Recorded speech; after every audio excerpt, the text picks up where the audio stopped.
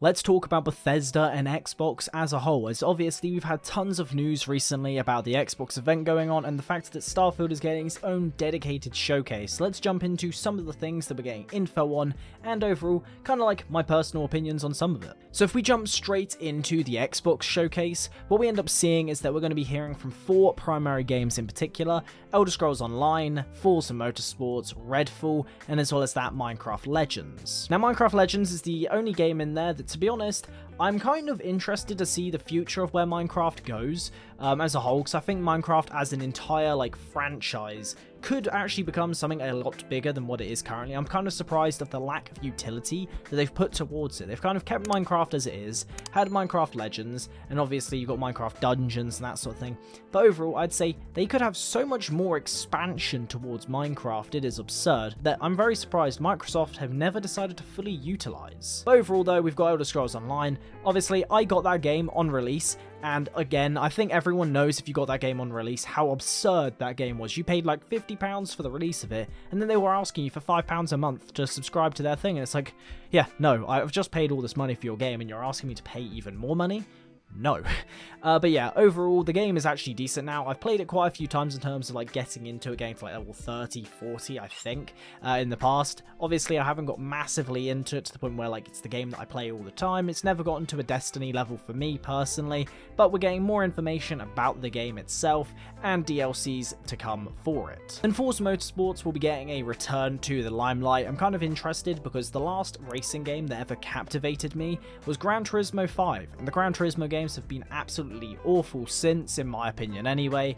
I love Gran Turismo 5, for me anyway. Again, it's one of those things where it was that, and there was other game that you would drive through the dirt and you would just drive until your car effectively was useless. And I remember playing that game ages ago when I was really young with my brother. But all round, that is something that I think will be interesting to see kind of what they've done with the motorsports franchise. Hopefully, it's a game that can captivate me in and actually jump back into a racing game, as they're normally really relaxed, chilled games to play. However, none of them have been able to get me captivated. The Horizon series of Forza just hasn't been something overly that interests me. I've tried playing them, but again, I don't find open world car games that interesting. It just doesn't particularly intrigue me. And Redfall is the last game on this list, and they're really utilizing that purchase of ZeniMax, and they're bringing forward the minds of Dishonored, so Arcane Studios, to bring you Redfall. Obviously, we've known a little bit about this game, very surface level stuff. However, they're going to be showing us some gameplay for the first time properly of some multiplayer stuff. It'll be very interesting to see where this game goes, as personally, I've always been a massive fan of Arcane, mainly because of Dishonored obviously. However, I'm very much interested to jump into Prey at some point in the future, as I've seen some stuff about it. I'm not sure kind of how I feel. From a lot of reviews, you get kind of it's an okay game generally. It's not as good as Dishonored 1, but it's not awful. So I'll definitely jump into it at some point in the future. And all of that will be taking place on the 25th of January, so again, very, very soon from when you see this video. I'll probably make a video discussing everything that we saw on that event very soon after release, so make sure to stay tuned, hit that subscribe button if you are interested. But besides that, you've also got Starfield, which is obviously the game that's on everyone's minds when it comes to Xbox right now. What is Starfield going to be like? What type of game are we actually getting? We obviously got some really basic stuff to do with Starfield prior. We got a little bit of gameplay, well, we got 15 minutes of gameplay, and it looked okay. It wasn't anything outstanding out of this world. Hopefully we get a little bit more gameplay, a little bit of stuff to kind of bite our teeth into and just look into a little bit more. Starfield is one of those games that, again, my interest in Starfield comes from an Elder Scrolls perspective of wanting to see a little glimpse into what Elder Scrolls 6 could be like.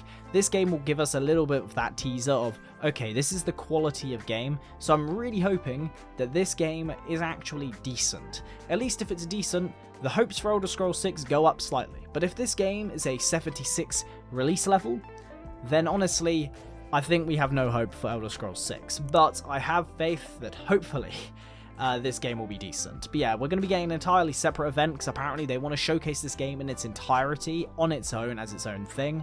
And honestly, I think it will definitely be interesting to see. I can't wait to see what Bethesda Studios will actually do, as obviously there's been a lot of controversy over the years about Bethesda Game Studios. However, I'm hoping that we might end up getting something that makes people at least look at them in a little bit of a better light overall. I know that a lot of people don't like that take and hate the fact that anyone would ever say that Bethesda aren't that bad, but in my mind, I don't think that overall from a game just development studio, they are that bad in comparison to a lot of other things out there, especially in the gaming world.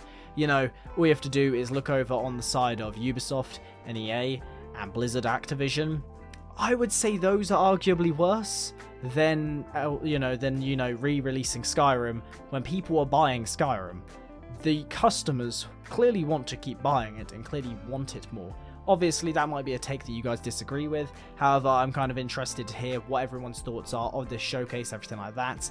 And I want to see Bethesda succeed for the first time since Skyrim, really, because Fallout 4, in my opinion, wasn't that great. I know there was a lot of people who loved the game, but overall, I wouldn't say it was that particularly groundbreaking.